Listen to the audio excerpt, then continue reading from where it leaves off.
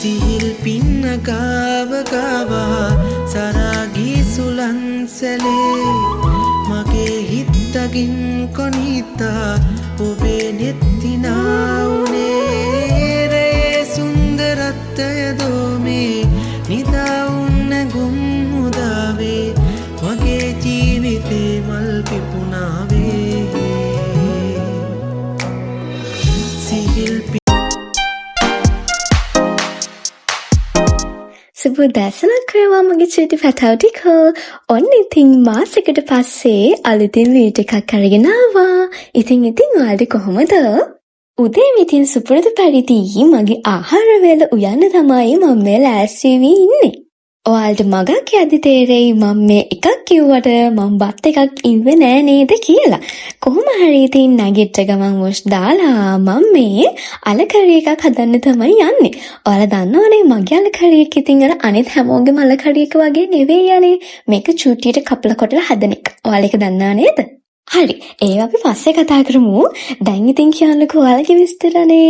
මාසයක් යනකම් ඔයාලට බ්ලොග් එකක් මට ගේන්න බැරි වුණා. මොකද මටත් මේ දවස්වල එක්සෑම් තියෙන හින්දා. තාම පටන් ගත්තේ නෑ. හැබැයි 24 ඉඳන් මටත් එක්සෑම්. මං හිතනවා මගේ මේ චූටි ෆැමිලි එකට අලුත් නාංගිල මල්ල ටිකකුත් දැන් එකතු වෙලා ඇති කියලා. මොකද ඔයාලා දැන් කැලණි යුනිවර්සිටි එකට සිලෙක්ට් වෙලානේ. ඒත් එක්කම තමයි අපේ යුනිවර්සිටි එකේ විතරක් නෙමෙයි ගොඩාක් යුනිවර්සිටි අය මගේ vlogs බලන්න කියලා මං කමෙන්ට්ස් වලින් දැකලා තියෙනවා. ඉතින් හරියම ලස්සන ඔයාලගේ කමෙන්ට්ස් වලට thank you so much. එක්කම තමයි මං කලින් කිව්වා ඔයාලට ස්ටඩි ටිප්ස් අරන් එන්නම් කියලා මේ පාර එල්වසින් නංගිල මල්ලිලාට. ඒ වුණාට ඉතින් මට ඒකට වෙලාවක් නැති වුණා. ඒකට සමා වෙන්න. හැබැයි මේ අවුරුද්දට බැරි වුණාට ඊළඟ අවුරුද්දවල ඉන්න නංගිල මල්ලිලාට නම් අනිවාර්යයෙන්ම වීඩියෝස් අරගෙන එන්නම්. මොකද මේ වෙලාවේ මාත් චුට්ටක් හිට වෙලා ඉන්නේ මගේ එක්සෑම් නිසා. කොහොම හරි දැන් එන්න ආපහු අපේ අල බබාල ළඟට. මං ඉතින් මේ අල උයනවා මට මතක විදිහට ඇත්තම කතාව මේක ඉව්වට මම කෑවේ නැහැ. නෑ. මේ කරන්නේ ඉස්සලාම අල ටික තම්බා ගන්නවා. මොකද මං කන්නේ අල තෙල් දාලා නිසා ඉස්සෙල්ලාම මං කරේ අල ටික තම්බ ගන්න එක. අලේක අපි පස්සේ බලමු. දැන් යන්න අපේ හෝලි ෆෙස්ටිවල් එකේ වීඩියෝ එකක් බලන්න. ඔයාලා ගොඩ දෙනෙක් මන් දාපු ෂෝට් වීඩියෝ එක බලලා ඒකේ ෆුල් ව්ලොග් එක ඉල්ලලා තිබ්බා. ඇත්තම කතාව මම ගොඩ පාරක් දාන්න try කරාට මට ඒකට කොපිරයිට් වැදුන ඒකේ තියෙන සින්දු වලට. ඒ නිසා ඉතින් මම ඔයාලට එකම එක වීඩියෝ එකක් විතරක් පෙන්නන්නම්. ඔයාලා ඒ වීඩියෝ ගැනත් කමෙන්ට් එකක් දාගෙන යන්න. එහෙනම් දැන් අපි ලෑස්තිමු අපේ හෝලි ෆෙස්ටිවල් එකේ ලස්සන වීඩියෝ එකක් බලන්න.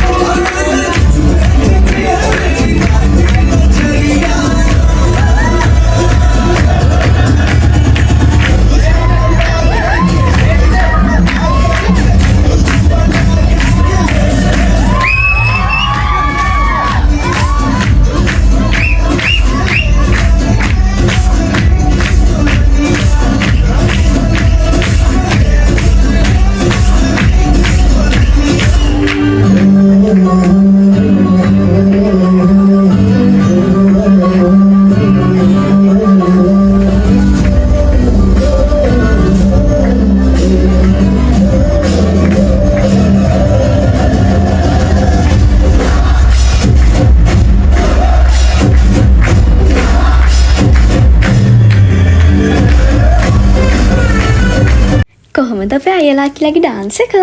දැන් එන්න ආපහු මගේ අලබෝල ටික උයා ගන්නවා. ඇත්තම කතාව එදා නම් මට මාඩ විනාශයක් තමයි සිද්ධ වුනේ. මොකද මගේ වැරද්දකින් මම වතුර පිටින්ම තාච්චියට තෙල් දාලා මුළු තෙල් ටික ඔක්කොම බිත්ති වලට විසි වෙලා සුන්නත් දූනි වෙලා ගියා. ඒ වුණාට ඉතින් මට කරන්න දෙයක් නැහැ. මම ඒක පිළිබඳව දැනුවත් භාවයකින් හිටියේ නෑ. වතුරත් එක්ක තෙල් දැම්මහම මුළු තෙල් එක ඔක්කොම පිපිරෙනවා කියලා. කොහොම හරි කමන්නේ. මට උයන එකත් එපා වෙලා මම ගියා වෙන ඔප්ෂන් එකකට. ඒ තමයි මට හිතුණ එදාට මට බත් කන්න බෑ. මම බත් කැඳ එකක් හදාගෙන බීලා මම යනවා කැම්පස් කියලා. කොහොම හරි ඉතින් මගේ කාලේ තමයි නාස්ති උනේ. ඒත් ඉතින් කමන්නේ මේක මට හොඳ අත්දැකීමක් කියලා හිතාගෙන මම මගේ දෙවෙනි ඔප්ෂන් එක ක්‍රියාත්මක කරා. කොහොම හරි ඉතින් ඔය උයද්දි පේනවනේ අතුත් පුච්චගෙන තමයි එදා දවසේ මම උයන්නත් පටන් ගත්තේ.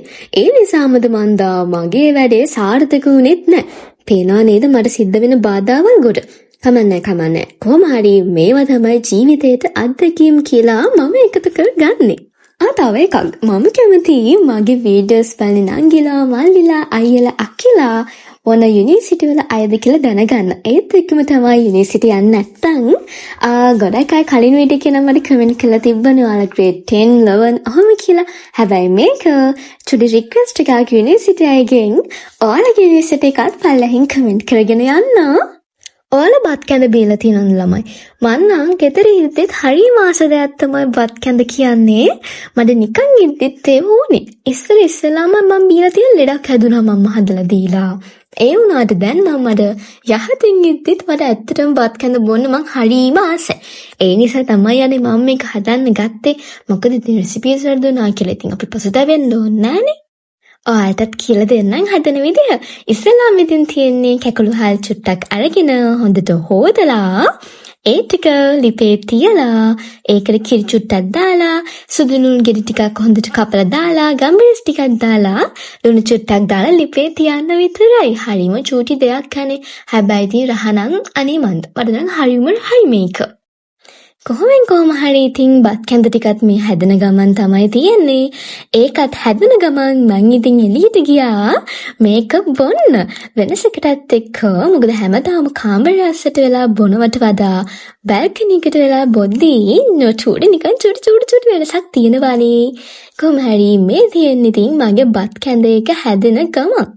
ඔන්න ඔහොම තමයි ඉතින් හදලා ඉවර වුණාට පස්සේ ඔයාලට මගේ බත් කැඳ එක පේන්නේ.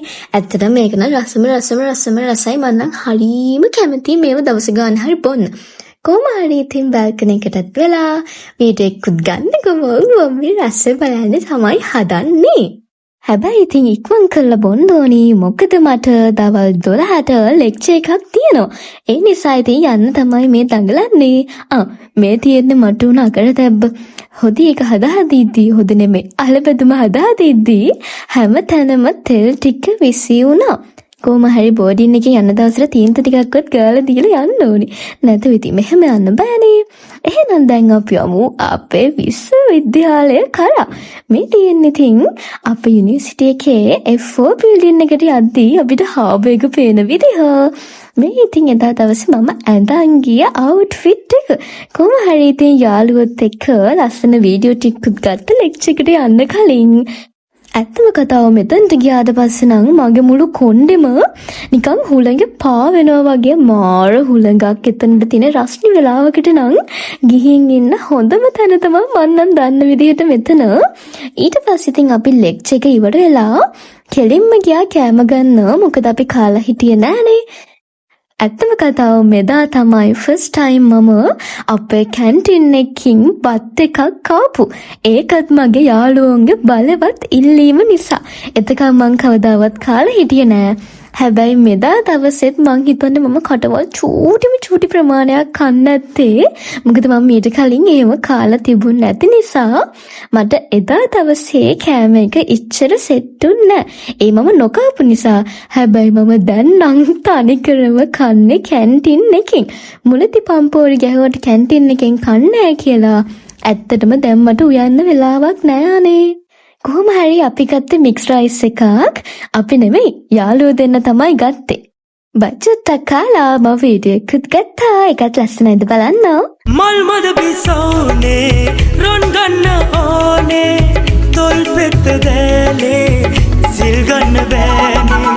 මල් මද බිසෝනේ රොන් ගන්න ඕනේ තොල් පෙත්ත දැලේ සිල් ගන්න බෑනේ. ප්‍රේමය උසයි සුසුම් නම් විසයි තනිකම් දුසයි සදාකාලිකයි. ප්‍රේමය උසයි සුසුම් නම් විසයි තනිකම් දුසයි සදාකාලිකයි. කොහොම හරි මගේ ලස්සන යාළුවෝ දෙන්නත් එක්ක ලස්සන වීඩියෝස් ටිකක් අරගෙන අපි ගියා ATM එක පැත්තට මගේ යාළුවෙක්ට බෙහෙත් ටිකක් සල්ලි ගන්න. ඊට පස්සේ ඉතින් සල්ලිත් අරගෙන අපිට ආයි ලෙක්චර්ස් තිබ්බේ හවස 5ට. ඒ නිසා ඉතින් චයිනීස් වල වැඩ චුට්ටකුත් තිබ්බ නිසා අපි ගියා චයිනීස් අකුරු ලියන්න. මේ තියෙන ඉතින් ඒ ලියපු අකුරු ටිකනේ ලස්සනයිද කියලාත් කියන්න අප්පා ඔයාලා කියන්නෙත් නෑ මුකුත්. කොහොම හරි අකුරුත් ලියලා ඊළඟ ලෙක්චර් එකකට ගිහිල්ලා මට ආය යන්න වුණා මගේ අනිත් යාළුවත් එක්ක IT ඩිපාර්ට්මන්ට් එකට එයාගේ සයින් එකක් ගහන්න. මේ තියෙන්නේ අන්න ඒ බිල්ඩින් එක. ඊට පස්සේ ඉතින් මම බෝඩින් එකට ගියාට පස්සේ අපේ ලොකු මාමලත් තව මාව බලන්න. ඊට පස්සේ ඉතින් ගෙනාව කැම්බීම් ටික තමයි මම මේ වීඩියෝ එක ඔයාලටත් පෙන්නන්නේ හරිද. ඊට පස්සේ ඉතින් ඔක්කොම ටික අස් කරගෙන මං ගියා වොෂ් දාලා නිදා ගන්න. එදා රැණ හරියට වැස්සා. ඒ නිසා මං ඉතින් ඉක්මනට නිදාගත්තා.